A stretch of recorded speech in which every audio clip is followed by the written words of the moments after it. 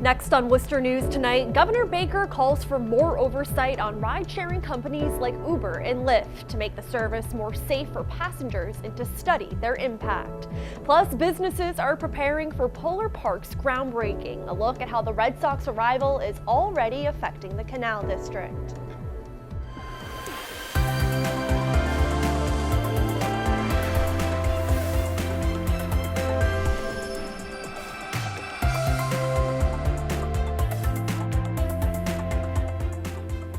Good evening and thanks for joining us. I'm Olivia Lemmon. It was a hot and humid day across central Massachusetts. Dozens were out on Bell Pond this afternoon enjoying the warm weather.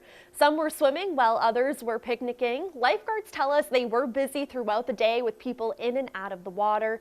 It looks like we'll see more sun tomorrow, but it could change over to rain. Let's get a first look at our local forecast for more. Hey there, meteorologist Pamela Gardner. Well, for this evening, we will continue to see a hazy sunset as some smoke from the Canadian wildfires are still wafting across parts of New England. And we keep it warm. Our temperatures in the 70s through 9 o'clock through 11 o'clock, staying a little muggy too. And the smoke from those wildfires will make this sunset a little vivid, so get the cameras ready.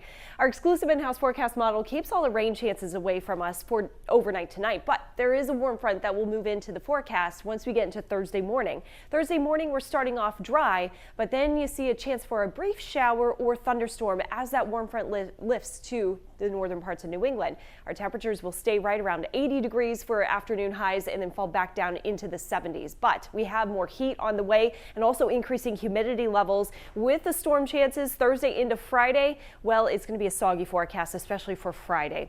I'll show you the hour-by-hour timing in just a bit. All right, thank you, Pamela. Governor Charlie Baker filing new legislation to strengthen public safety requirements for ride-sharing services.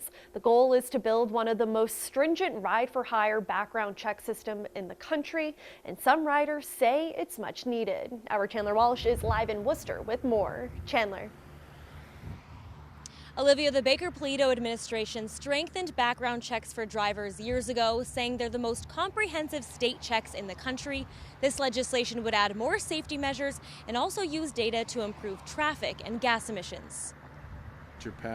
Governor Baker announces new legislation for ride-sharing companies like Uber and Lyft, aiming to make them safer. Good morning. Just want to start by reminding everybody. Baker's proposal would increase penalties for unapproved drivers who use someone else's driver account. Some riders in Worcester say it's something they're on board with. Yeah, there should be a penalty that if they find out that you're misusing this certificate, yeah, you need to pay for that. You want to know that the people that are giving you rides are who they say they are. So I guess it's kind of like a stolen identity type of situation. The legislation would also make it illegal for drivers to use riders' personal information to stalk or harass them. Stanley Austin says there should be more protections around information. When your driver's outside and you get the text message that says, "Hi, I'm outside," and it's not coming through the app, it's directly to your SMS texting. I don't think that the driver should have your personal cell phone. Another part of the governor's proposal would require companies to share anonymous emission and trip data, such as start and end locations and drivers' locations when they open their app, so cities and towns can better plan for traffic. Lyft has concerns about the plan, saying in a statement, "We believe it may put the privacy of our rider community at risk." Beverly Newcomb says she only uses ride-sharing when she's in a group and more safety measures are necessary. Especially for women that are getting into these vehicles and they don't know the driver or the person that they're getting in the car with. Ride-sharing companies provided about 81 million rides across the state in 2018, which is about 25% more than the year before. Governor Baker expects this number to increase again this year and says collecting data will be even more helpful for traffic and congestion. Live in Worcester, Chandler Walsh, Worcester News Tonight. Former Uxbridge State Senator Richard Moore is forfeiting $90,000 to resolve campaign finance issues. The Office of Campaign and Political Finance says Moore made a personal payment of $48,000 to the general fund and forgave a personal $41,000 loan to his committee as part of an agreement with regulators. They say he failed to disclose roughly $175,000 in credit card expenses made by his committee. Moore lost his seat to Senator Ryan Fatman in 2014. Sentencing for the Blackstone woman found not guilty of second-degree murder in the death of 2 of her infants is set for tomorrow. A judge found Erica Murray not guilty of second-degree murder and reckless endangerment of a child. She was charged with killing 2 infants and severely neglecting her other children inside her Blackstone home.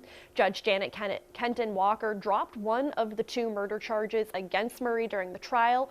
Walker said there wasn't enough evidence one of those babies was born alive. State police discovered the bodies in September 2014 while performing a wellness check. The city of Worcester is set to break ground on its new ballpark for the Boston Red Sox AAA affiliate. Businesses in the Canal District say they are ready for the team to come to town, saying it will be good for business. The public is also invited to the ceremony. Now, Brittany Schaefer has more. Right on the other side of that bridge is the ballpark. John Gurton is prepared for Polar Park construction in his backyard. The owner of Gurton Graphics says many in the Canal District are on the edge of their seats. A lot of excitement that's zooming around the area. It's great because there's so much interest in the stadium, the ballpark, and the team that I think it's going to be a home run. The longtime Worcester shop started selling Worcester Red Sox gear last August. Sales have been very brisk. We're selling every single day. Bud Gurton isn't just using his graphic expertise to generate sales off of the Worcester Red Sox. He also has a partnership for trophies and awards when the team plays ball here in 2021. We've been working with the association, so we'll be doing work, some awards that they'll be giving out that people throw and say the first pitch.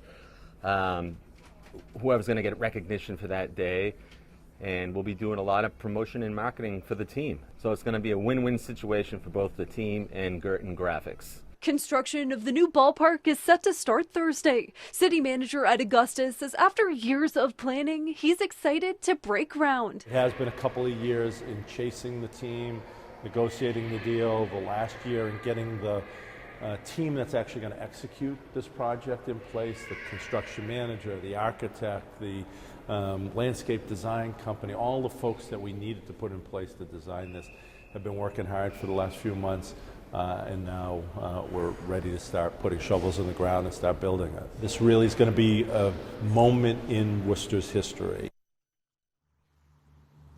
The groundbreaking ceremony is taking place here at 3:30 tomorrow. Augustus is expecting local state officials and the Boston Red Sox and Worcester Red Sox leadership.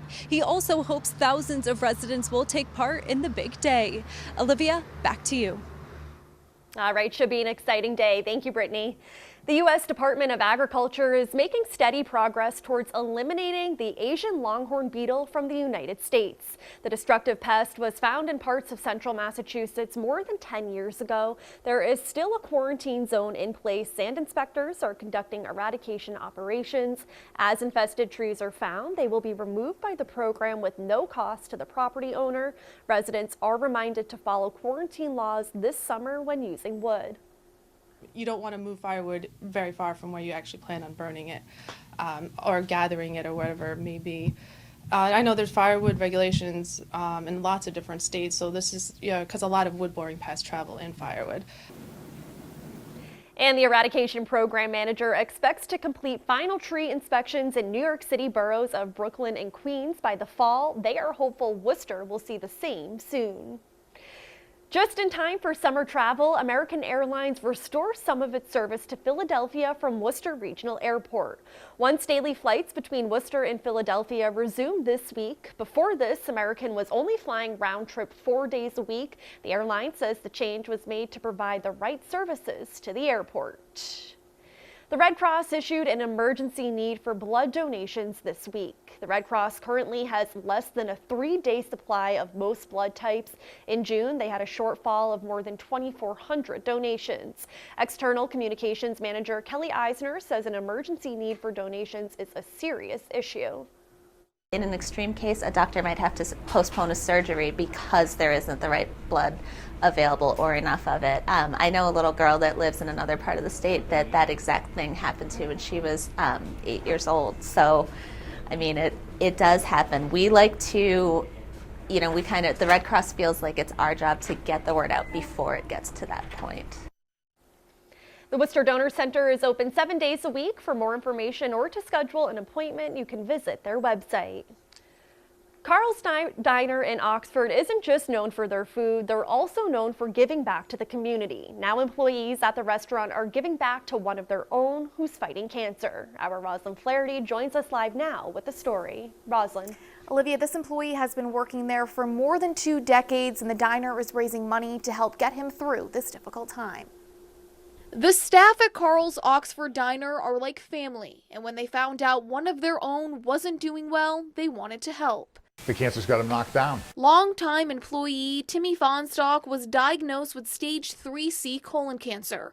After months of chemotherapy, the diner's owner says the cancer spread to his lymph nodes and he needs surgery next week. He's been a trooper and he's had a good attitude, and we try to keep a good attitude. Tried not to think about that. Even when he comes in to visit us, I just joke with him like as if he doesn't have cancer. The 39-year-old has been a fixture at the diner for 25 years, but has been out of work for 4 months. They are raising money for him through a benefit raffle, hoping to get him through this tough time. Timmy's kind of been my role model. An employee posted the fundraiser on Facebook, and it has gotten a lot of attention, something the staff didn't think would happen. Does he know that this is going on? Absolutely not. No, it wasn't even supposed to be on social media. We weren't supposed to do anything. This has grown, it's taken on a life of its own, and yeah, I'm in trouble. Hopefully he doesn't get in trouble. The fundraiser will be Sunday, July 14th at the diner. Olivia. All right, Roslyn, thank you for that. For the past several months, Worcester Youth Build students have been building a house from the ground up. From laying the foundation to installing drywall, they are learning to do it all.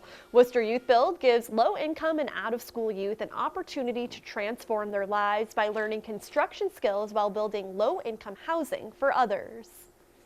I had a friend that was in here before, and they helped me. They told me that this program will help you a lot. It's easier, and I really enjoy it, and it actually helped me a lot. Their confidence improves. They're just all around manners, everything. They become better with us. And St. Gobain donated almost all of the supplies for the home on Merrick Street. Today, employees worked with Worcester Youth Build to install drywall. We are super excited to work with with these students. We learn as much from them as they learn from us, and the impact that this home will have on the homeowner is going to be tremendous. And the home is expected to be finished within the next 6 weeks, and then they will start working on another home in the lot next door.